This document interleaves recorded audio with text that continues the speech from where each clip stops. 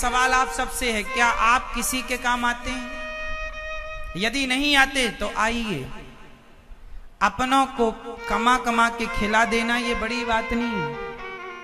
अपनों का पेट तो पशु पक्षी भी भर रहे हैं।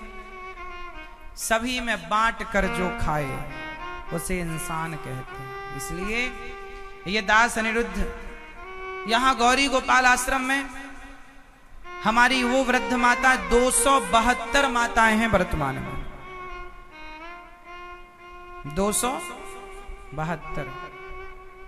आप लोग दर्शन किए कि नहीं वृद्ध माओं का? कितने लोगों ने दर्शन किया? जो नहीं किए उनसे मेरी प्रार्थना है, जरूर दर्शन कीजिए। आश्रम में अब जगह नहीं बची रहने की। किराए का आश्रम लिया गया, वो भी पैक हो गया माताओं से। अब जल्दी से सामने बड़ा आश्रम बन रहा है। इस आश्रम में 1000 वृद्ध माओं के रहने की व्यवस्था होगी। तो आप लोगों से मेरी इतनी सी प्रार्थना है कि यदि आपको ईश्वर ने देने के लायक बनाया है तो कुछ भी आप छोटा ही थोड़ा ही सही देने लाए, तो आप भी इस आश्रम के निर्माण में, जो आश्रम वृद्ध माओं के लिए समर्पित है, इस आश्रम के निर्माण में आप भी अपना थोड़ा थोड़ा योगदान जरूर दीजिए। थोड़ा ही सही।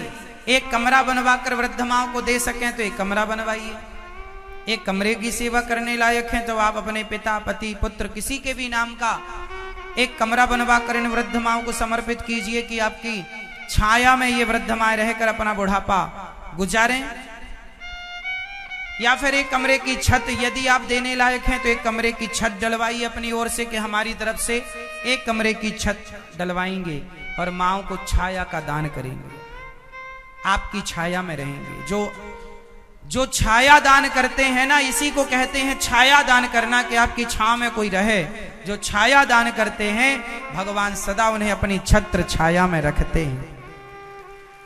इसलिए लायक हो। धन तो देखो सबके पास है, खर्च भी सबके घर में होता है। यदि अच्छे कार्य में खर्च हो जाए तो उसका खर्च होना सार्थक है। आप एक मां को गोद लीजिए, एक मां को जीवन भर रोटी देने का संकल्प कीजिए।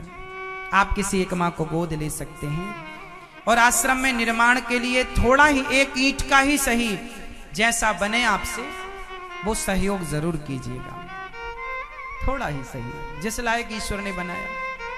एक मैया मेरे पास आई कुछ दिन पहले। मैया ने कहा, बेटा मैं अपनी ओर से अन्य क्षेत्र बंटवाना चाहती हूं संतों के लिए, पर मेरे पास केवल 10 रुपए हैं।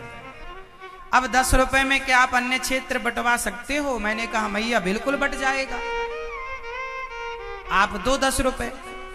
मैंने 10 रुपए लिए मां से और 10 रुपए का नमक बुलवाया और नमक 10 रुपए का सब्जी और दाल में डलवाया। लो मैया तुम्हारा 10 रुपए सब संतों के पेट में चला गया।